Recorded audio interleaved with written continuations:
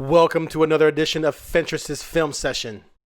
Today I'm going to take a simultaneous look at what went wrong for Oregon State's defense during a 38-28 loss to the Cougars on Saturday, as well as what the Oregon Ducks need to be leery of as they travel to play Washington State this Saturday.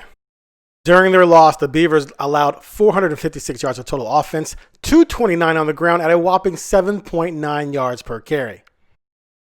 Let's start by taking a look at the pass defense. Oregon State only allowed 227 yards passing to freshman quarterback Jayden de Laura. That's not bad at all, considering that Washington State wants to spread you out and likes to throw the ball around. However, there were some issues, either A, in coverage when the team brought pressure, or with not getting enough pressure when the team dropped 7 or 8 guys into coverage. OSU coach Jonathan Smith said after the game, there's sort of a pick your poison sort of issue. Are you going to go for pressure? Are you going to go for coverage? Bottom line is you got to mix things up and hope you can fool the opposing quarterback. In this case, there were some moments when they did, like this play right here. They fooled him enough to get him with 4 guys rushing. He forces it deep into double coverage for an interception. However, those types of situations were not very plentiful for Oregon State. Let's start by taking a look at this play here. Oregon State is only going to rush 3 players. They're going to go man-to-man across the board on all the receivers with 2 deep safeties and 2 linebackers also in coverage. De Laura drops back feeling no pressure at all. He's looking downfield to the left, knowing he has a short out and a deeper out. He also can sense that the right defensive end for Oregon State is going inside, which means De Laura can slide to his left and feel pretty comfortable. Also, look at the 2 linebackers in the middle. They aren't covering nobody at all. These are guys you could say, hey, they could have pressured, and this time they decided not to. But regardless, De Laura can step to his left, slide, wait until the out comes open and hit it. That is a slow developing play that only was allowed to happen because of no pressure. Here's a look at a similar play. He's got all day. 4-man rush. He waits, hits the corner route.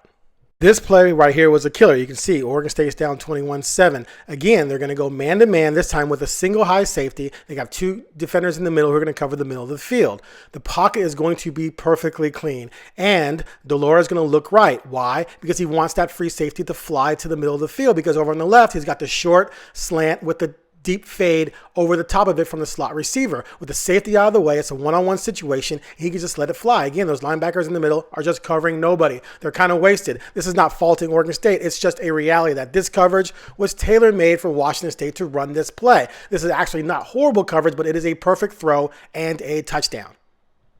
Now let's look how Washington State used quick passes to combat against Oregon State's pressure. On this play right here, Oregon State is bringing the house. They're bringing 6. They are coming, especially 2 on the right edge are coming with only 1 running back out there. For whatever reason, the left tackle is going to block down on the defensive end and allow the linebacker and safety to blitz off the edge with just one running back there to pick up one of them. As you can see, he goes to pick up the safety. Whoops, the linebacker gets by him, and then the safety gets by him, and it's a sack. This is a win for Oregon State on this play. However, Washington State was not afraid of these things happening very often.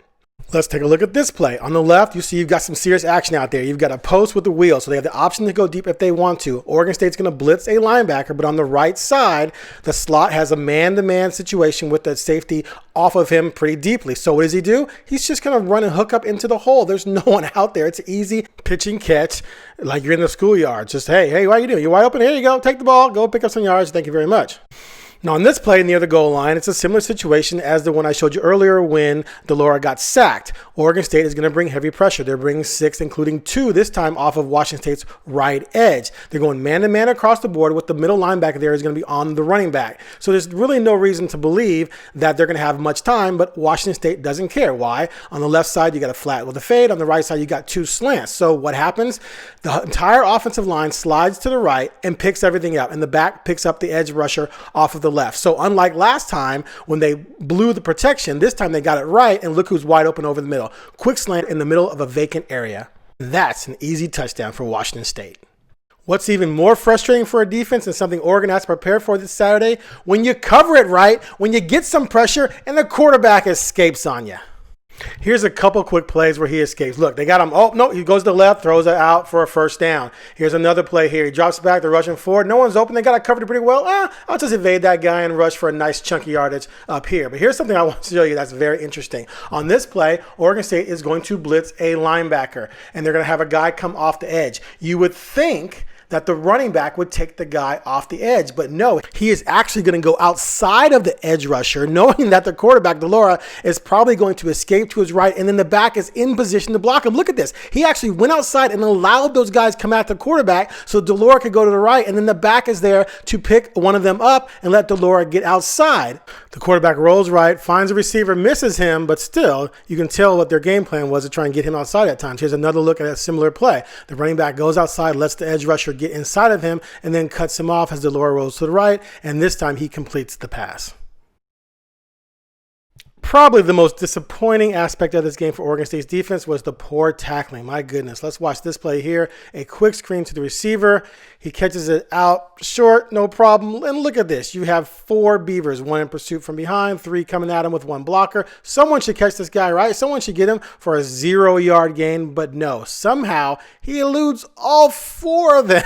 And what should have been maybe a 2-yard loss or a 0 gain ends up being a gain of about 28. Not a good look right there. Here's a running play up the middle pretty much. The back is going to get the first down, no problem. You know, you got 3 defenders there. They should be able to corral and hold it to about a 10-yard gain. You can live with that. But no, once again, Oregon State manages to miss tackles. There's one there. Here comes the opportunity, gets blocked there. There's another missed tackle there. They finally track him down for too much of a gain for what should have happened on that play. Let's conclude this by taking a look at 2 killer run plays that really did in the Beavers.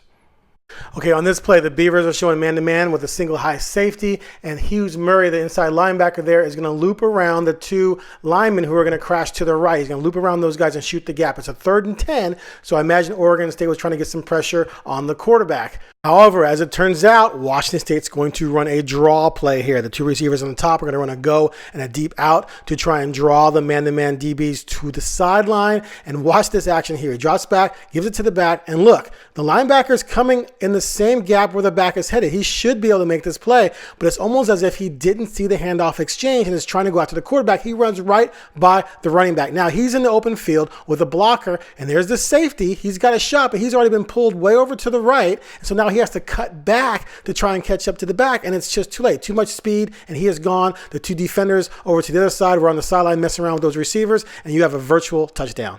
Let's take a look from the end zone angle. Actually, it was a linebacker and a D tackle that are going to slant to the right, and the Hughes Murray is going to loop around to the left to try and shoot what amounts to basically the B gap. However, he's thinking sack when it's a draw and the back goes right by him. When they shoot a gap like that, when you're looping around, you better be able to be under control or those types of things can happen. Okay, this last play here, this is ball game. You're late in the game. You're down 31-28. You need a stop. On this play, right guard, right tackle are going to block down. Left guard is going to pull to get the end, basically trap him. It's actually going to be receiver Harris who's going to get the ball, not McIntosh. He's going to go to the right. Nice little hole there. You're going to get some yards maybe, but you have Roberts and Morris in position. The linebacker and safety should be able to make this play, but no, they do not. Why? Because they overrun it. They overrun the gap, and the receiver is on his way to a game-clinching touchdown. This kills. Let's look from the rear angle. You can see the action there with the lineman blocking down, guard pulling around to trap that end. Here comes the receiver who went in motion right to left. He's going to come back through the hole. Nice hole there, but there's your linebacker and there's your safety. But look, they're overplaying it. 1 cut back against 2 guys going the other way with their momentum, and it's a home run. They're gone, and that's ball game. These are the types of things Oregon State has to figure out. It's not just tackling, it's being in the right gap and being disciplined.